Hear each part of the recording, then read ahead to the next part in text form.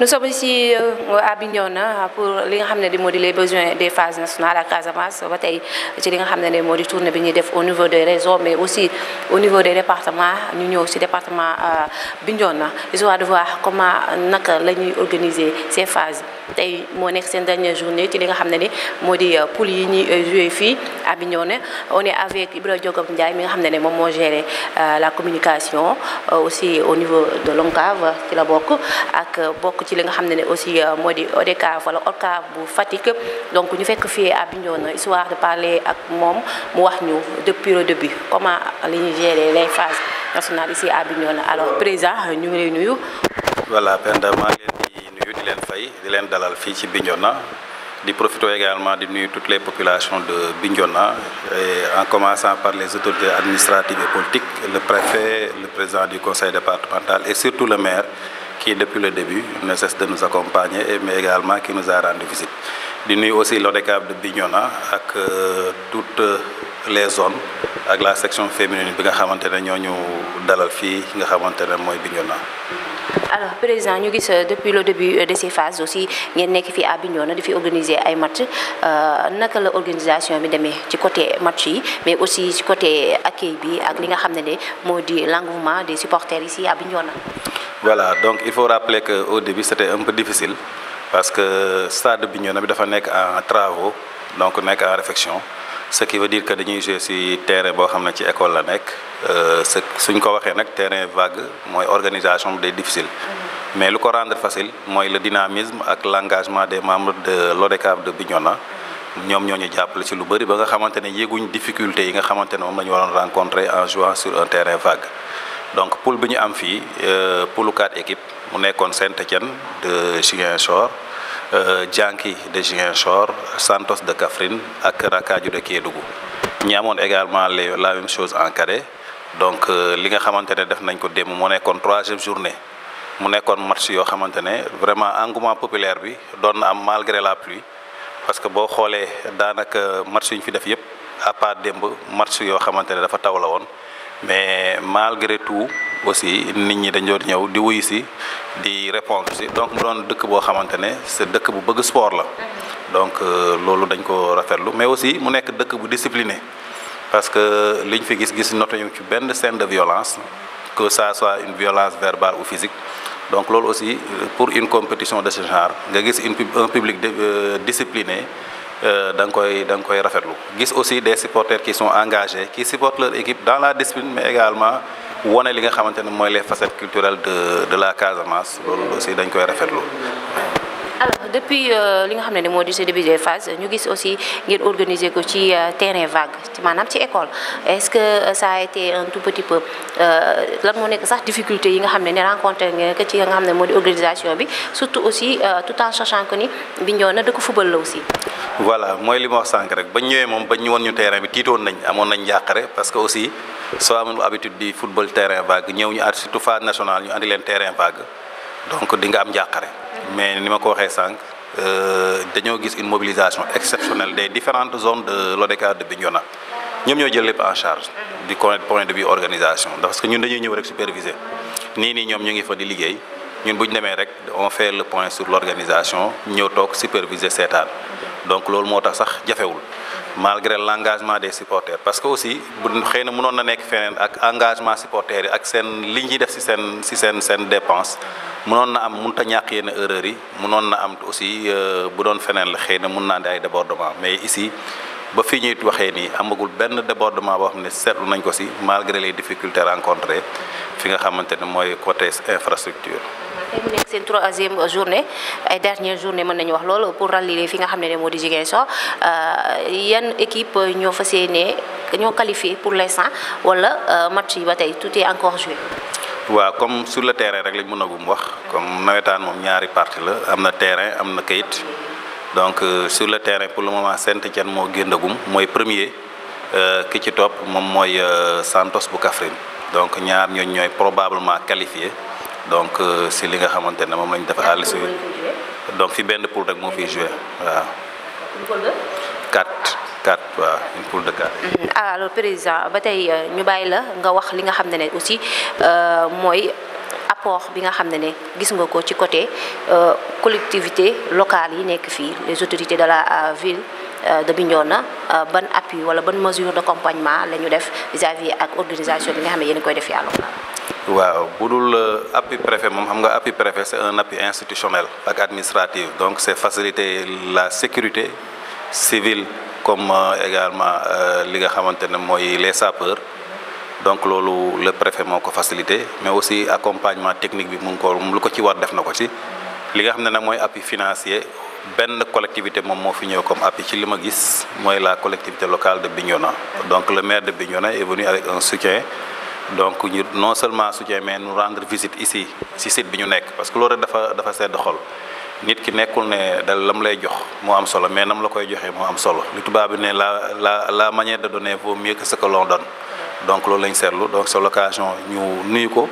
jox ko wàccuwaay mais également remercier ko pour lu mu def ci ONCAV mais également li mu defal ñi nga xamante ne moom mooy les équipes de Bignona parce que accompagné na équipe yi accompagné nañu ñun ñi nga xam ne ñoo ONCAV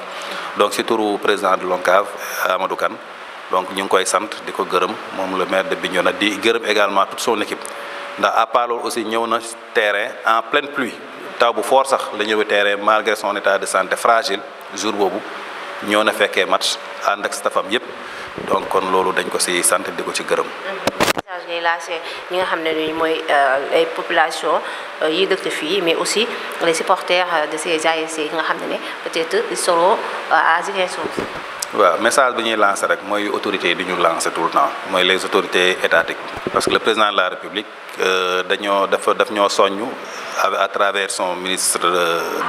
des sports ne il faut que ñu jël toute cette force cette énergie vive ñu mettre ko au service de la nation au service de la communauté moo tax dañuy lancer waat un appel à toutes les ASC à toute la communauté sportive ñu gën a diversifier activités yi bañ a yem rek ci football mais également engagé wu dans les activités économiques que les navétanes ne servent pas toujours à mobiliser les jeunes dans les terrains mais aussi que les jeunes s'engagent dans les activités champêtres que les jeunes s'engagent dans les activités civiles dans les activités citoyennes ñiy def ay dons de sang ñiy bale écoles yi ñiy bale quartier yi mosquées yi églises yi armères yi donc loolu c'est des activités c'est des actes communautaires yoo xam ne ASC yi la war kon nañ ci engagé wu comme fii nag gis nañ ne nit ñi bëgg nañ sport war nañ mën a ci loolu ñu bëggee sport ñu compal ci yeneen activités yi bu ko defee nit ñi peut-être am na wala ñenn parti yi rejet boobu ñu am ci mouvement sportif ñu gën a ñu amoyendir ko wala ñu pousser leen à ce que ñoom ñu bëgg li nga xamante ne moom la ñuy def mooy le sport populaire.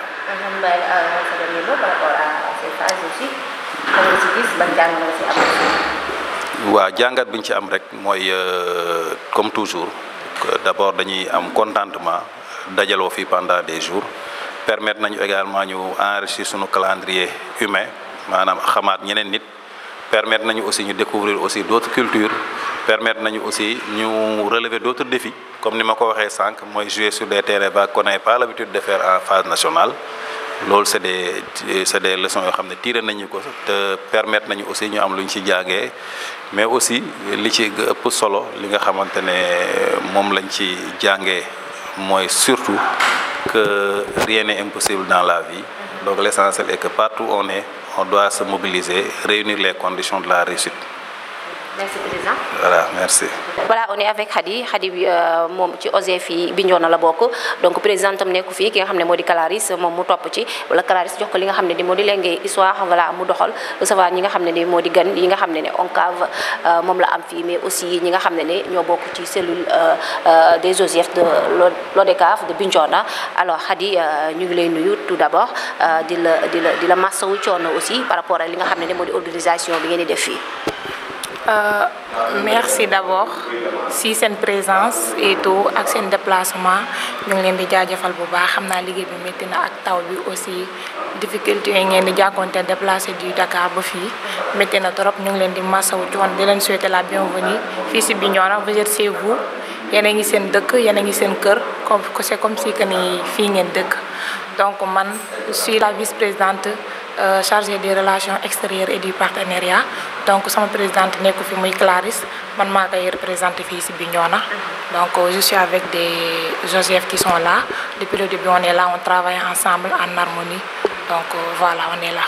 alors Binta naka la accueil bi nga xam ne moom ngeen di def gan yi naka comment ça se passe ci li nga xam ne moo di wàllu restauration wàllu déplacement aussi parce que on voit que ni ñi nga xam ne moo di officiels yi bu ñu añee yéen la bu ñu nekkee ci condition yu baax aussi yoon la bi ñu ñëwee tout à l'heure ñu ngi leen di gis ci li nga xam ne moo di wàllu hébergement bi aussi ngeen di toppatoo gan yi. waaw voilà bi ñu nekkee fii ba léegi ñoo ngi leen di toppatoo bon hébergement bi aussi on a été bien logé gan yi logé nañ ci jàmm nekk nañ ci ay conditions yu baax restauration bi aussi ñoo ngi ci góorgóorlu ñoo ngi jéem a def ñu nekk à l'aise ñu nekk di lekk ci ay lekk yu baax nekk ci en bonne condition comme si que ni ñoo ngi seeni biir kër donc je pense que on est en train de gérer mais si c'est pas à 100% sax ñoo ngi def luñ mën. Voilà. Alors ban message ngay lancer ñi nga xam ne moo di les jeunes filles yi nga xam ne ñu ngi nekk ci mouvement nawetaan aussi. voilà message bi ma leen di lancer mooy suñu déplacé wu seen kër ñëw ba fii yaakaar moo tax seeni président jaune indi leen ba fii suñ jógee jaune ñëw ba ODCAV ñëw ba fii donc yaakaar boobu noonu waruñu koo tas war nañ def seeni kéemtulaay kattan def seeni liggéey nu mu waree ci ay conditions yu baax ci ay conditions yu leer. ñu def seen liggéey après mu jeex ci jàmm ñëpp ñibbi seen kër ci jàmm. merci beaucoup. alors ba tey ñu ngi fii à Bignona ñu ngi doon wax ak léegi ki nga xam ne moo di Ibra Diogom Ndiaye mais aussi on est avec le président de l'ODCAV de Bignona Ibra Moustapha Badji moom aussi on va essayer de parler avec lui un tout petit peu histoire de voir naka la organiser li nga xam ne moo di phase nationale fii à Bignona muy accueillir fii benn poule depuis le début des phases tey ñu nekk ci li nga xam ne moo di 3e journée et dernière journée fii ci à Bignona alors président ñu ngi lay bàyyi nga nuyoo ak internautes yu ONCAV TV d'abord. waaw mais kontaan di leen recevoir fii nii di nuyu ONCAV bi yëpp à commencer par son président Amadou Kane nuyu comité directeur bi yëpp di leen ne daal bon Bignona ngi nii ONCAV moo ko moom pour temps yi quoi en tout cas ñoo ngi fii voilà di leen nuyu bu baax a baax. merci beaucoup président si dalal bi donc président dañuy commencer par rapport ak li nga xam ne moo di accueil bi nga def ci ñi nga xam ne moo di les membres de l'ONCAV que ce soit ki nga xam ne moo di le coordonnateur des phases ici ak ñi nga xam ne aussi mooy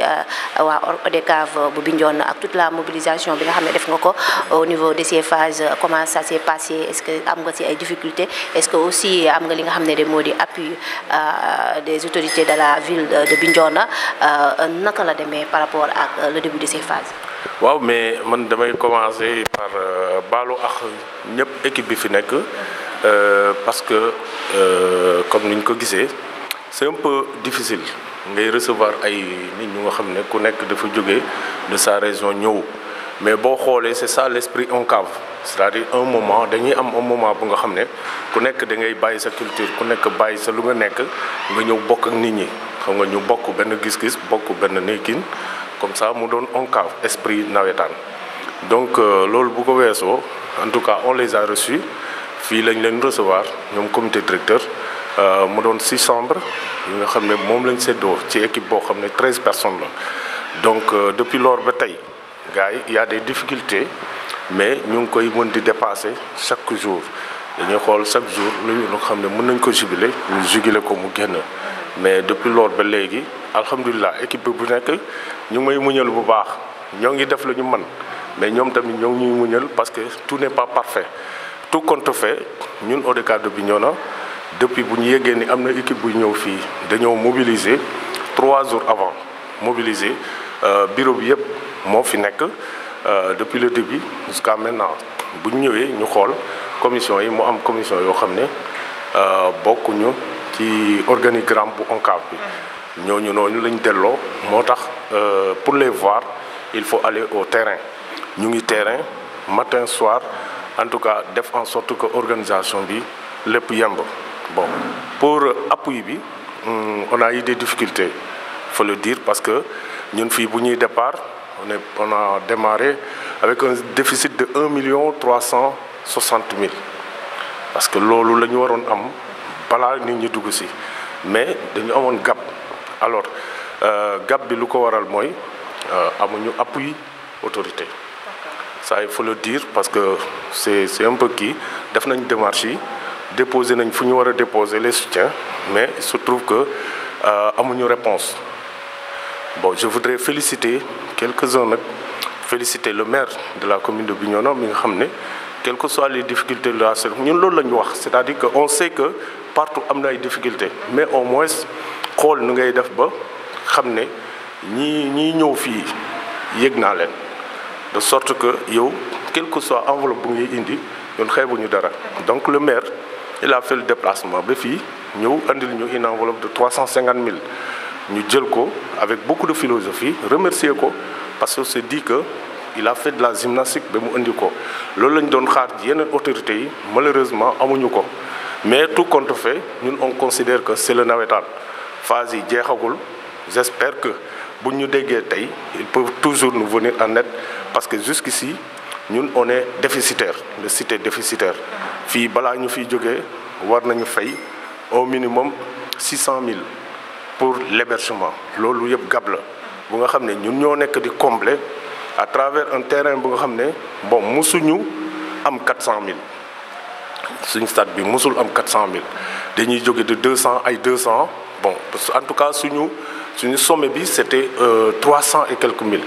foofu lañ jógee donc ci loolu lañ nekk di utiliser les repas la restauration di ko ci gérer di gérer yenn yu sew yi maa ngi ciy remercier bu baax notre financier c'est DAF nga xam ne c'est par leur gymnastique moo tax ñu mën fii nekk ba léegi Diouf Meng moom bon ñoom c'est des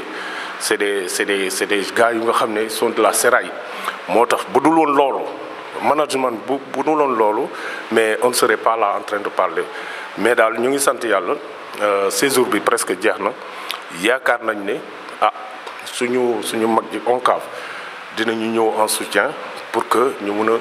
génn fii parce que buñ ko fayul duñ mën a génn fii voilà moo tax y a un gap bu nga xam ne c'est presque ay 700 000 war nañ ko régler balaa ñu fiy jóge te régler guñ ko waaw loolu mooy. alors à part li nga xam ne moo di difficulté financière bi nga xam ne wax nga ko souligner ko léegi mais aussi ñu gis benn difficulté boo xam ne c'est dû ci li nga xam ne moo di manque d'infrastructure parce qu'on voit ici à Bignona da ngeen jouer ci li nga xam ne moo di benn école est-ce que amul loo xam ne tey jii xaw na metti par rapport à ça aussi. c'est triste c'est triste ñun daal ci condition yooyu lañ commencé en réalité Bignona bu muy jël la candidature dafa yaakaaroon ne stade bu nga xam ne moo nekk en construction bu nga xam ne mairie bi moo ko financé ba nga xam ne lépp ñëw na matériel bi yëpp ñëw ba gazon bi ñëw nañ ñun ñoo dem ba xool les travaux am yaakaar ne comme ni ko maire bi waxee dans les 3 mois lii nii di travaux yi dina jeex évidemment bu rythme bi continué woon travaux yi dafa doon jeex balaa ñu commencé phase yi mais dafa dem mu am arrêt bu mu amee arrêt bon mu am des couacs mu am ñu sàccoon gazon bi fu ñu ko dencoon gars yi sàcc ko léegi loolu noonu il fallait des avenants affaires yooyu reprendre fii loolu moo tax chantier bi dafa taxaw ñu dem def pression le mois de juillet bi ñu def pression ba mu démarré waat mais yàlla dafa def mënul pare parce que mënoon nañu lal pelouse bi gars yi football mais aux alentours bu ñu footballee ba pare day am conséquence donc entrepreneur bi bëgguloon dugg ci yooyu ñëw taf-tafal pour ñu mun a football rek mu ne ñu vraiment je suis désolé mais fii mënul nekk léegi bu mënulee nekk on s'est rabattu sur le stade départemental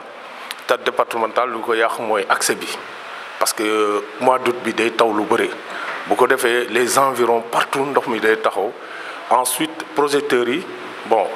projecteur amu fa poteau yi moo taxaw rek mais fu mu toll nii mënul fonctionnel amul donc ñu xool ñu ne fii nii mënul nekk parce que chaque fois bu tawee da ngay arrêter match après ñu ñëw utiliser un plan E parce que jóge nañu A B C E plan E bi moom lañ nekkoon ñu gis ne alhamdulilah parce que keroog tawoon na taw yu métti ba Ziguinchor sax dafa mujjee arrêté ay matcham mais ñun suñu match bi dañ koo continuer ba mu jeex. waaw c'était risqué mais xam nga tamit am na yenn yi risqué mu jeex moo gën parce que ñun on se connaît ici dafa fekk équipe Bignona bi dafa mené woon au score équipe bi mené au score donc arrêter match boobu pour reprendre ko xam nga yooyu yu muy jur quoi moo tax on a fait comme ñun ici comme Dieu a fait que y avait pas de tonnerre dafa doon taw mais amuloon tonnerre amul dara on s'est dit que nañ ko jeexal moo gën parce que reprendre wóorul comme fii Bignona yàlla def na alhamdulilah macha allah amuloon histoire amul dara boo ñëwee terrain sax da ngay gis ne la présence des gendarmes sax amu fi woon njëriñ parce que nit ñi les gens étaient disciplinés et puis tout mais xam nga pour éviter tout risque ñu ne graaw lii nañ ko continuer tant que arbitre bi newul mënatuma mais nañ ko continuer noonu lañ ko continuer yàlla def mu jeex jàmm. ñu gis aussi Casamance bi fi phase yi ñëwee ba léegi que ce soit à Ziguinchor Kolda ak fi nga xam ne moo di Sédhiou mais aussi si département Bignona jàpp nañ ni aspect culturel bi aussi dafi présent bu baax a baax nag nga waajal ci li nga xam ne moo di aspect culturel bi vis-à-vis ak phase yi fi. waaw ñun en tout cas am na troupe boo xam ne troupe théâtrale boo xam ne pare na bu war a def multi prestation ay théâtre slam poème tout ça là te équipe bi taxoon na ba dañuy xaar rek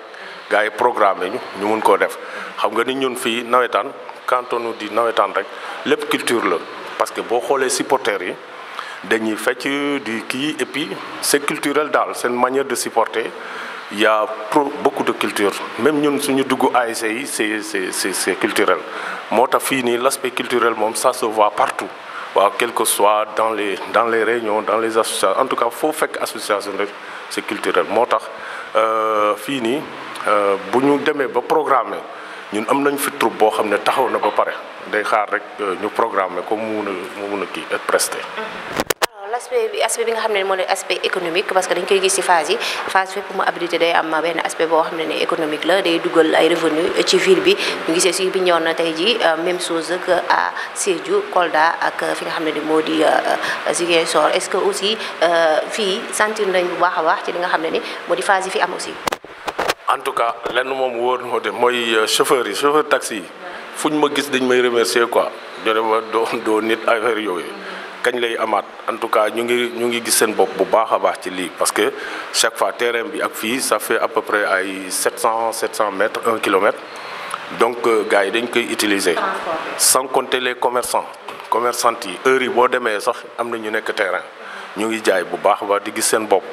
borom bâche yi borom chaise yi ñun comité directeur rek chaque jour dañuy dem ba ay 216 yu nga xam ne dañ koy utiliser di fay donc gars yaa ngi ciy gis seen bopp bu baax a baax moo tax phase moom dañuy wax rek mais ku abrité quel que soit coono boo ci mënta def en tout cas yàlla da la koy fay quoi en tout cas ville bi yëpp sentir na ni am na lu fi nekk te gars yaa ngi gis seen bopp te comme bëri na séeréer yu fi nekk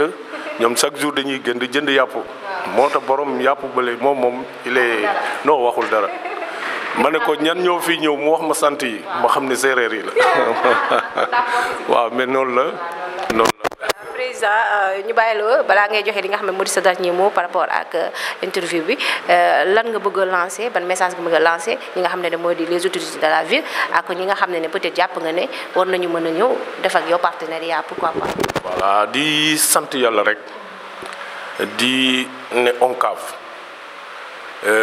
département Bignona bi lu jar a jàppale la ñun ñu ngi ODCAV boo xam ne. régal bi bu ma la waxee yaatuwaay bi mënoo ko gëm de hier une fois dañu parcourir man ak Diouf Mbengue on a traversé seulement 2 zones